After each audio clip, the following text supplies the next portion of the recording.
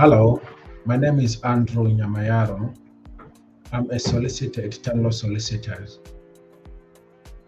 You can follow me on YouTube on our channel, Tanlo Solicitors, or you can follow me or like my Facebook page, Andrew Nyamayaro, on Facebook or the business Facebook page, Tanlo Solicitors.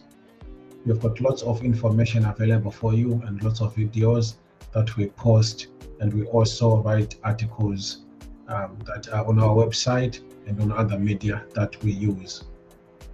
Again, this week I am touching on the topic of children because it is a topic that is affecting a lot of people.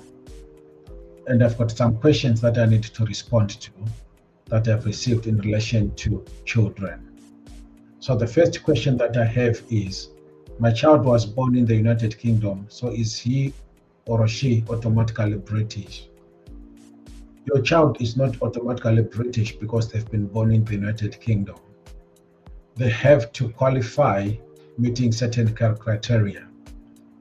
If they are born to a British person, or if they are born to a person who's got settlement or indefinite leave to remain, and if they are born in the UK to someone who's got settlement, then they are British. If someone has got settlement and the child is born outside the UK, then they do not have settlement. There are various ways in which children can then eventually qualify or be capable to register as British citizens. You need to know these rules and rules that are available. For example, some children can qualify to become British citizens after they've gone through the 5-year limited leave, the settlement, and the British nationalization at the end. Some will qualify after 10 years if they've been illegally in the country or they've got illegal and legal mixed leave in the UK, then they can qualify to become British citizens. And there are various forms that can be used. And some of them you have to pay for the fee, some might potentially qualify for a fee waiver. So there's different ways in which someone can qualify as a British if they are a child. But it has to be on a case-by-case basis depending on the route that is available and on the circumstances of the individual.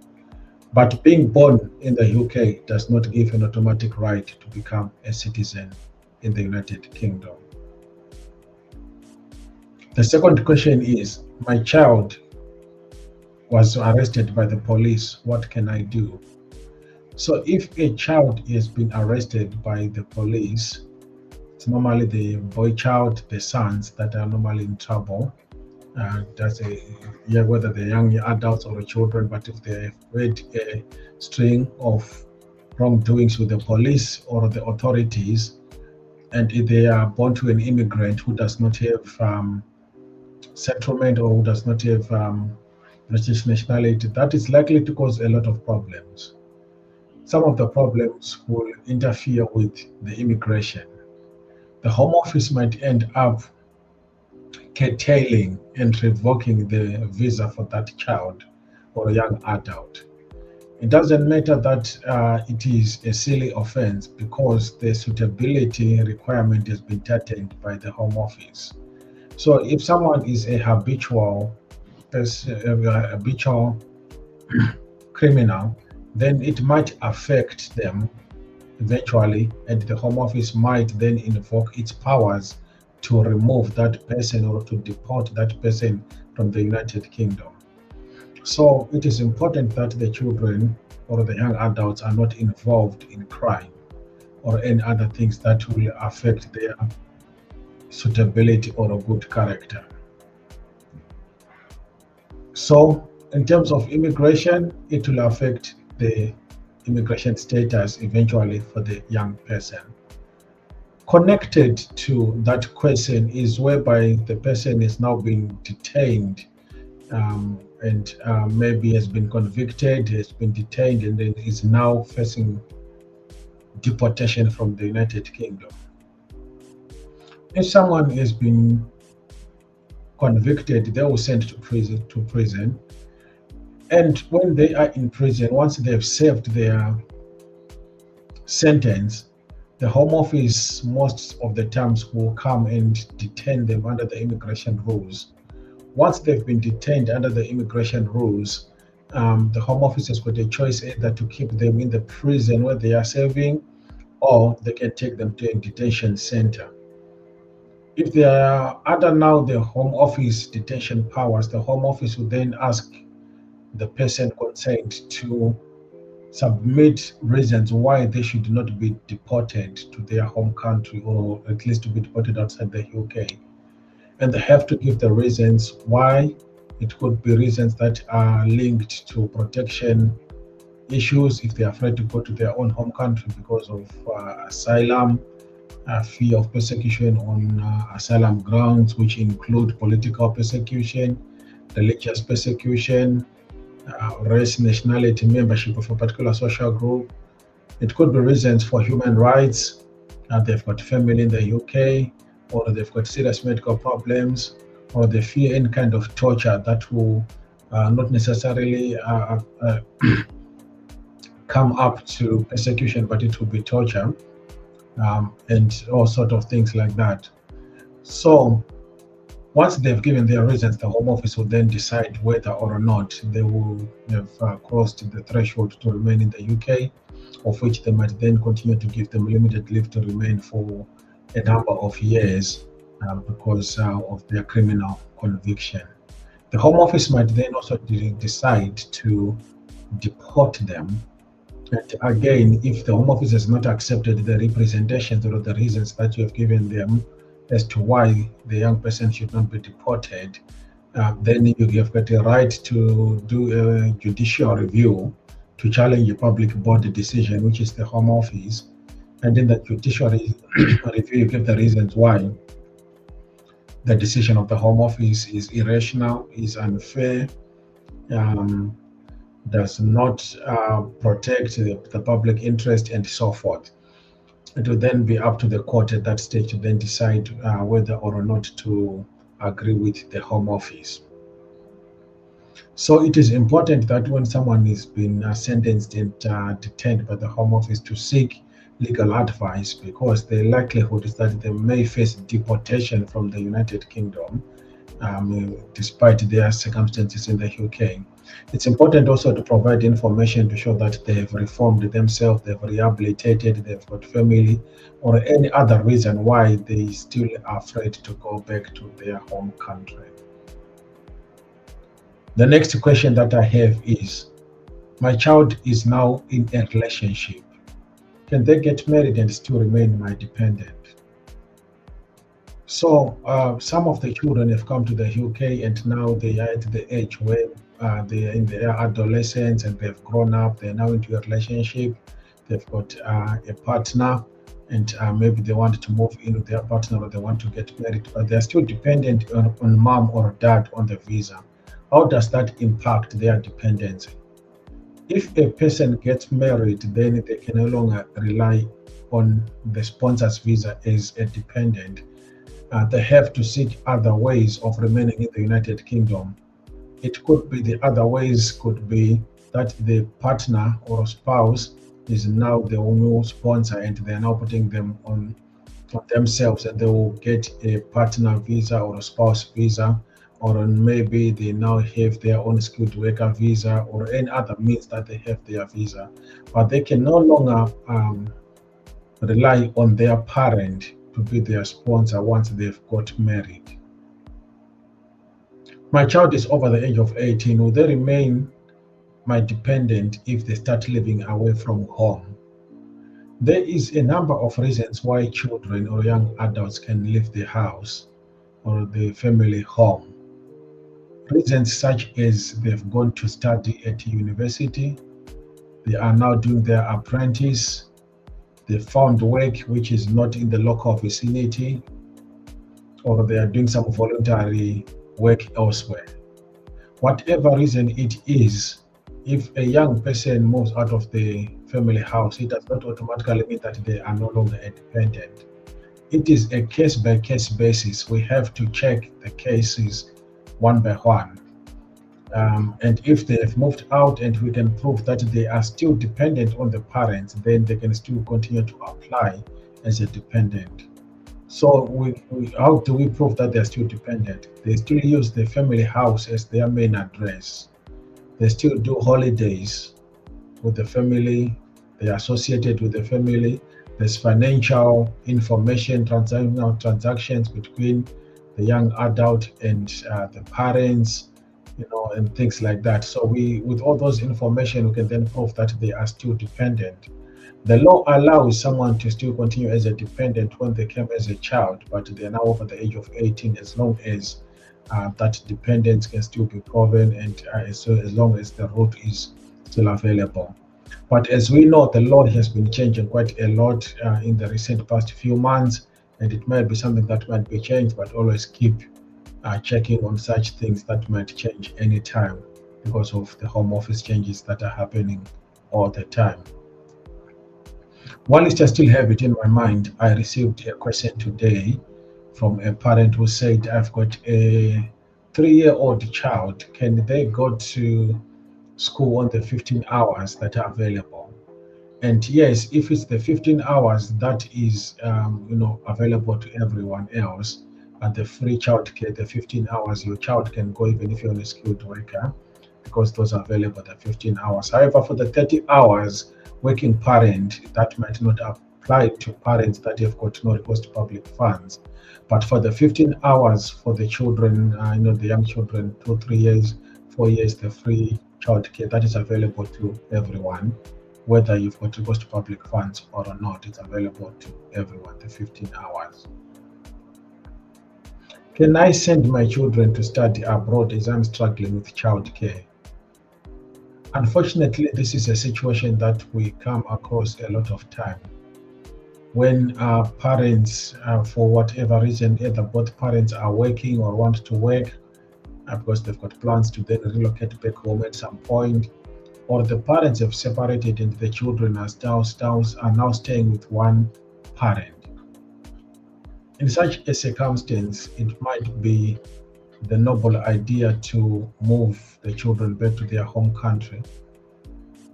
Yes, they can go back, but ultimately they will be affected when it comes to settlement, because settlement looks at the periods that they've stayed outside the country, the periods that they've stayed in the UK, and if they stayed outside the country for a large chunk of their own time, then they're unlikely to become settled at the time that you become settled yourself, and it might take them longer to become settled than yourself in terms of the timing.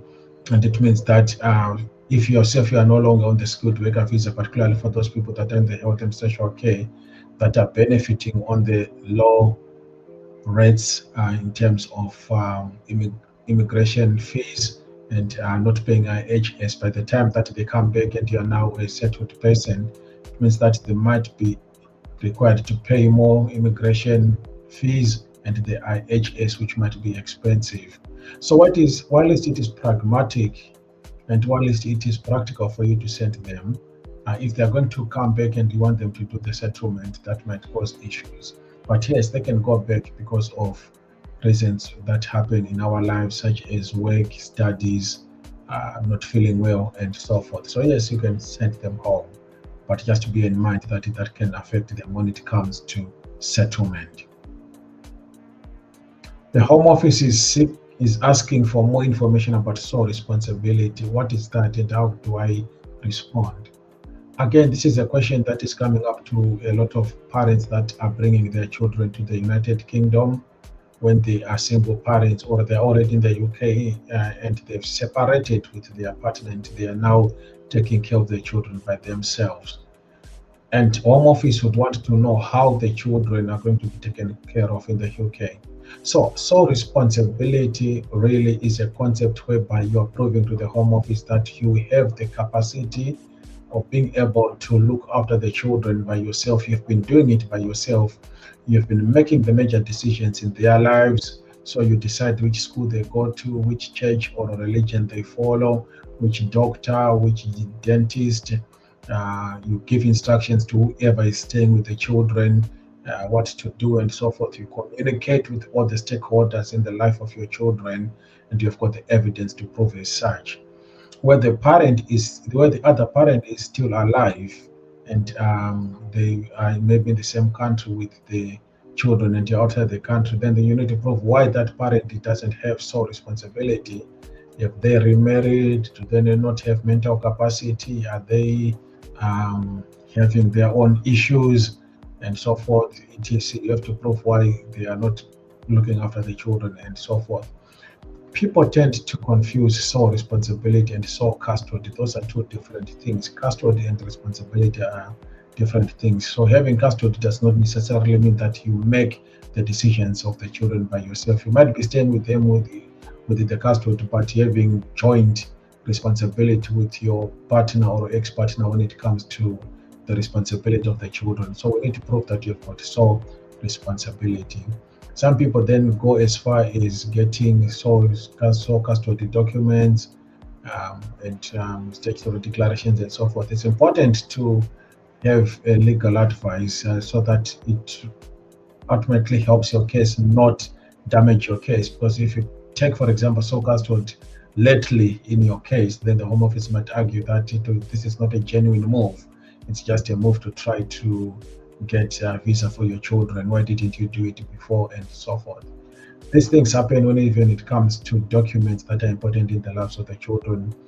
Documents such as birth certificates and so forth. Why have you not got the birth certificate way before you decided to come to the UK? And why are you getting it now? Why, and so forth? You have to be prepared to answer such questions when the Home Office is asking you. My child has serious medical problems. Can I get public funds? So as I've alluded earlier on, some parents might have recourse to public funds. Some parents might not have recourse to public funds. If you do not have recourse to public funds, then you might have to make an application to get recourse to public funds if your visa allows you to do that, or you have to apply for exceptional circumstances if that is possible. And where a child has got serious medical problems and maybe you cannot be able to go to work for that reason, and you are on a skilled worker visa, you might have to consider to change your visa from the skilled worker or another visa that does not allow you recourse to public funds to go on a visa that allows you recourse to public funds. Because if you get public funds in contravention of the immigration rules, then it will affect your immigration, and you are unlikely to then get indefinite leave to remain, and you are then unlikely to get citizenship as well. So you need to be very careful when it comes to these things. Then the other question that I have is, can my dependent child work full-time? If your dependent child is now in the age to work and subject to employment laws and regulations, yes, they can work full-time. As long as as I've said before, they can show that they are still dependent on you, they are still in the same family, doing everything as part of the household, etc. They can work full-time, but still be a dependent adult, as long as we can show that they are dependent, and they obviously meeting the immigration and employment law requirements. So my name, again, as I've said, is Andrew Nyamayaro. I'm a solicitor at Tanlo Solicitors. If you require legal advice, we can give you legal advice on different aspects of law. We do immigration, family, employment, dispute resolution, wills, and business. So all those areas of law, we can be able to help you. I do work with other staff members that are qualified to do the work that we do. So you might not necessarily end up dealing with me specifically, but we've got a team that works with us, that works with me. And again, we've got videos that are available on YouTube, that are available on my Facebook. On YouTube, search for Tanlo Solicitors and subscribe so that you can get notifications. On my Facebook, Andrew Nyamayaro, or on the business Facebook page, Tanlo Solicitors. Thank you so much for tuning in, and we'll be together again next time.